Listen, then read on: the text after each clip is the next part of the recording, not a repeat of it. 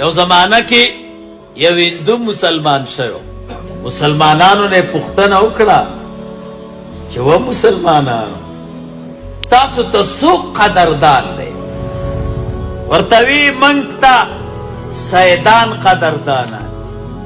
څوک چې د رسول الله مبارک اولاده ده هغه موږ ته ډېر قدردان دي. د وی ښه بادشاه ته ورغی وی صاحب سید ما د رسول الله مبارک اولاده ما. هغه وی سید د سیدانو ډېر قدر پکار دی. ځان سره کېنو خپل لوري ورته په نکاح ورکړه. وی د رسول الله مبارک اولاد الله به مې ستا د برکت وبخي. بچه پیدا شو. یو ورځ وزیر را روان دی د باچا صاحب او د سید بچه دی د بادشاه لمسی دی. ګندګۍ کې لاسونه وی. وزیر چوکه ته ډېر خفه شو. وی بادشاه یې غلط کړی. دا سید نه دی. که دا سید وی د به ګندګۍ کې لاسونه نه وهل. دا چیرته د چوړي زوی دی. بادشاه ته وی او بادشاه زوم د سید نه دی. د ده بچي په ګندګۍ کې لاسونه وهل. د چا چې نسب دروند دی نسب د عظمت والای هغه عظمت په بچیو کې وي. داسې کار سیدان نه کوي. ورته وی و وزیره سید دی. ورته وی نه امتحان ته واخله. ورته وی څه امتحان ته واخلم؟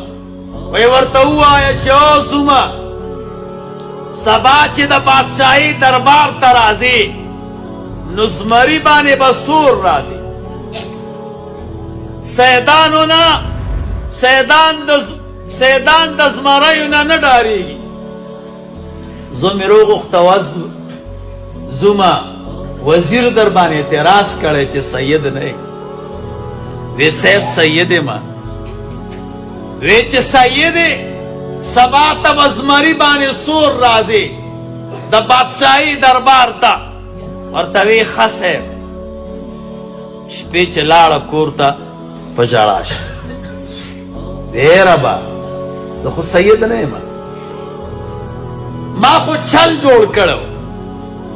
خدایه د دې پاک پیغمبر خاطر وکړه. بادشاه ته مې ذلیله نه کې رسوا مې نه کې.